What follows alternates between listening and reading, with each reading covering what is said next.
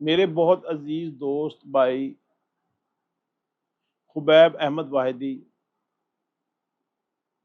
آج ایک طویل علالت کے بعد انتقال کر گئے۔ اللہ تعالیٰ انہیں غریق رحمت کرے۔ ہماری دوستی فوٹوگرافی، ڈاکومنٹری اور انسانیت کے ناظر اس کام کرنے پہ ہوئی۔ جب میری پہلی ملاقات خبیب بھائی سے ہوئی تو میں عمرے پہ تھا 2005 میں، اور مکہ سے مدینہ جاتے ہوئے راستے میں میری اور خبیب بھائی کی ملاقات۔ پھر ہم اس بات کو بھول گئے۔ جب ہم واپس آ گئے تو زلزلے کے دن آئے۔ زلزلے کے بعد مسلم ایڈ کی ڈاکومنٹری کے لیے مجھ سے رابطہ کیا گیا۔ ابھی گفتگو چل رہی تھی۔ ایک دن رات کو 2 بجے میں دامنے کو پہ کھڑا اسلام آباد کی تصویر بنانا چاہ رہا تھا لائٹنگ کی، تو کچھ لوگ پیچھے عربی میں بات کر رہے تھے، تو یکدم انہوں نے عربی میں میرا نام بھی لیا کہ اظہر حفیظ بھائی لگتے، اور ساتھ ہی آواز دی اظہر بھائی۔ میں نے مڑ کے دیکھا تو خبیب بھائی کھڑے تھے، ان کے ساتھ کچھ عربی دوست تھے جن کو بتا رہے تھے۔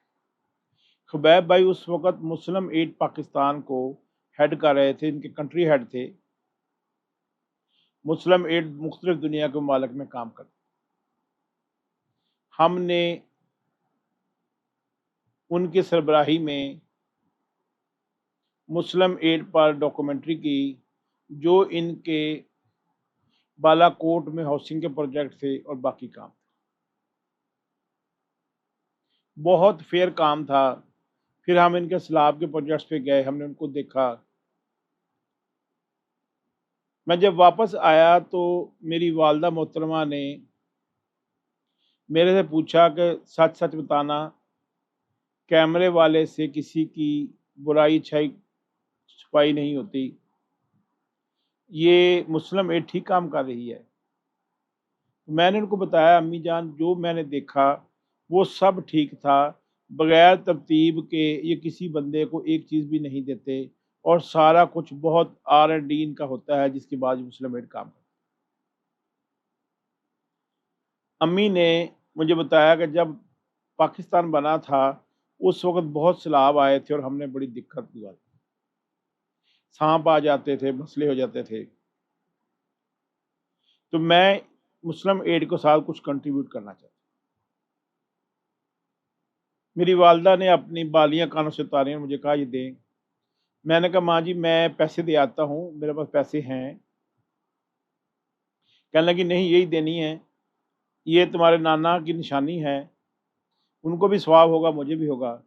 میں وہ بالیاں لے کے خبیب بھائی کے پاس پہنچا تو کہ ہنسنے لگے کہ اظہر بھائی یہ بہت ہی قیمتی بالیاں ہیں، ان کا ایسے ہمارے سے کم قیمت لگے گی، اگر آپ انہیں بیچ کر پیسے ہمیں دے دیں تو وہ زیادہ اچھی بات ہے۔ میں ظفر حسین ہمارے بھائی ہیں گولڈ مائن والے، ان کے پاس گیا، میں نے ان سے پوچھا ظفر بھائی اس کو چیک کریں کتنے کی ہیں؟ انہوں نے جو اماؤنٹ بتائی، میں نے کہا اس میں 5,000 اور ڈالے، وہ میرے بہت محبت کرنے والے بھائی ہیں، انہوں نے 5,000 اور ڈالے، کہتے خیریت؟ میں کہا ہم نے مسلم ایڈ کو دینا ہے، آپ کا بھی حصہ ڈال جائے گا، اور وہ ہم نے پیسے مسلم ایڈ کو دے دیے۔ جب ڈاکومنٹری کی بات ہوئی تو پوچھنے لگے کہ 5 لاکھ روپے کی ڈاکومنٹری تھی، اظہر بھائی آپ کتنے بجے کریں گے؟ میں کہا بھائی اس طرح ہے کہ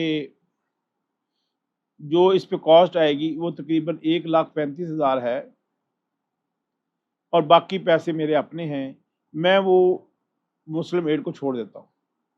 کہنے لگے آپ ایک کام کریں، آپ 5 لاکھ ہمیں بل دیں، اور جو باقی پیسے ہیں 1,35,000 کے علاوہ اس کا ایک ڈونیشن کا چیک بنائیں، تاکہ ڈاکومنٹس میں یہ چیز آ جائے کہ یہ آپ نے ڈونیشن دی ہے۔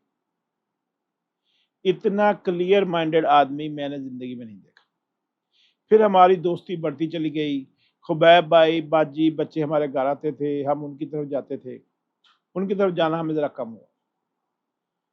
پھر جناب خبیب بھائی کو ایڈونچر کا بہت شوق تھا اور میری وہ ہر ایگزیبیشن پہ آتے تھے. پھر انہوں نے آنسو لیک اور اس کے ٹریک کیے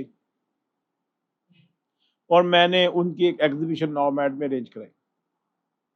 اس کے بعد وہ ہر میری ایگزیبیشن پہ آتے تھے اور فیملی دوستوں کو لے کے بھی آتے تھے. جب میں نے مئی 2022 میں لاہور میں ایک ایگزیبیشن کی تو خبیب بھائی اس میں آکسیجن سلنڈر لگایا ہوا تھا ٹرالی پہ اور اس میں شرکت کرنے آئے. یہ ان کی والہانہ محبت. اور سب لوگ حیران تھے کہ ایسا کیا شوق ہے کہ ایک بندہ جو ہے وہ آکسیجن سلنڈر کے ساتھ جو ہے وہ گاڑی اپنا چلا کر یہاں پہ ایگزیبیشن دیکھنے آ گئے. خبیب بھائی کے دل میں ایک سوراخ کا مسئلہ تھا جس کی وجہ سے وہ کبھی باز نہیں آئے. ان کا بس چلتا تو وہ روز ہی وہاں کے لیے نکل جاتے. جو ان کا آخری سفر تھا وہ K2 بیس کیمپ تھا جہاں پہ ان کو سانس لینے میں دقت شروع ہوئی اور ان کو واپس لایا گیا بڑی مشکلوں سے. اور جب وہ آئے تو پتہ چلا کہ ان کے جو پھپھڑے ہیں وہ بہت زیادہ ڈیمیج ہو چکے ہیں. ان کے علاج کے سلسلے میں وہ بہت ساری جگہوں پر بھی رابطہ کرتے رہے لیکن آخر میں یہ پتہ چلا کہ آکسیجن سلنڈر کے بغیر وہ کام نہیں کر سکتے. ایک دفعہ ایسے ہی گھر بیٹھے ہوتے شاید ان کے گھر پہ بیٹھے تھے تو میں نے ذکر کیا کہ آپ کو دل کے سوراخ کا کیا حال ہے.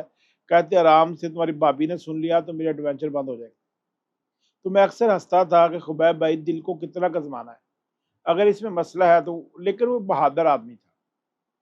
تو آخری دفعہ جو ٹیلی ویژن میرے پاس وہ آئے میرے آفس میں تو بیٹھ کے کہنے لگے یار اظہر آپ نے میں نے نادر نے اور ایک دو دوست اور ہیں ہمیں جو ہے ایک فلم پلان کرنی چاہیے کہ ہم مختلف ڈاکومنٹریز بنائیں.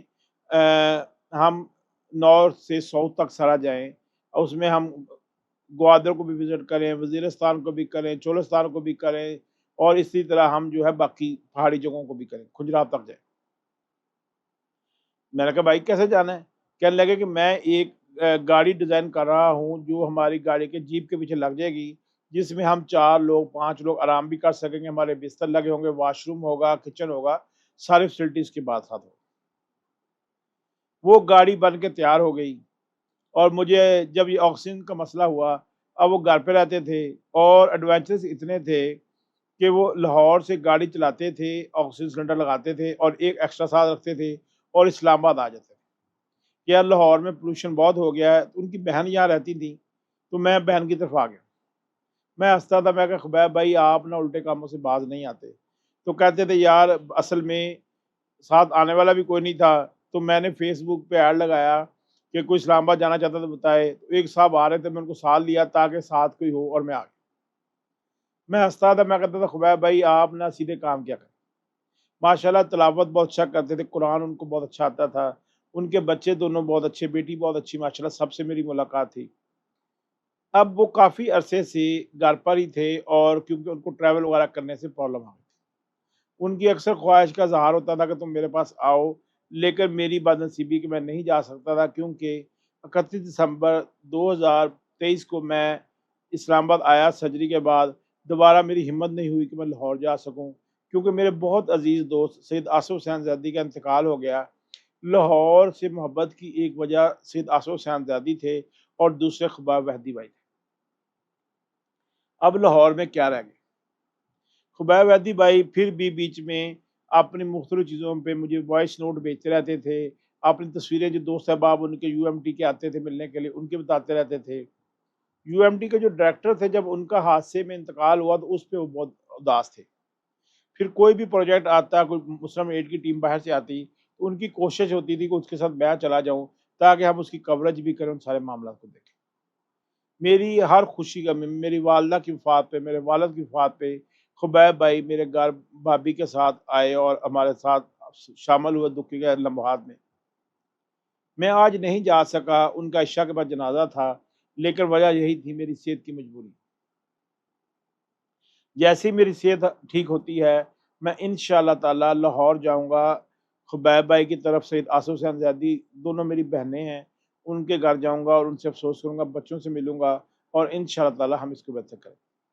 خبیب بھائی جیسا بہادر اور نیک آدمی. ابھی وہ اربا ٹور کے نام سے کمپنی چلا رہے تھے جو ٹور ارینج کرتی تھی.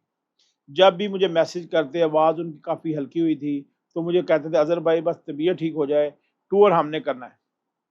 اب جنت کے ٹور پہ چلے گئے ہیں اور ہمیں یہیں چھوڑ گئے ہیں، لیکن ایسے نیک بندے اور ایماندار بندے زندگی میں کم دیکھے۔ وہ مختلف مشنز کو سپورٹ کرنے کے لیے ڈفرینٹ اسلامک ممالک میں جاتے تھے، جہاں بھی قدرتی آفات آتی تھیں، مسلم ایڈ کی طرف سے یا دوسرے فنڈز کی طرف سے سب سے پہلے نام جو ہے وہ خبیب احمد واحدی کا ہی آتا تھا۔ خبیب بھائی نے بہت سارے نیک لوگوں سے میری ملاقات بھی کرائی اور ان سے ہماری دوستی بھی ہوئی، اور اکثر جب میں فون کرتا تھا تو ان کے بھائی سے بات ہوتی تھی تو ان کی آواز بھی خبیب بھائی سے ملتی تھی۔ آج انہی کا میسج دیکھا انس بھائی کا کہ میرے بھائی کا انتقال ہو گیا، مجھے ایسے لگا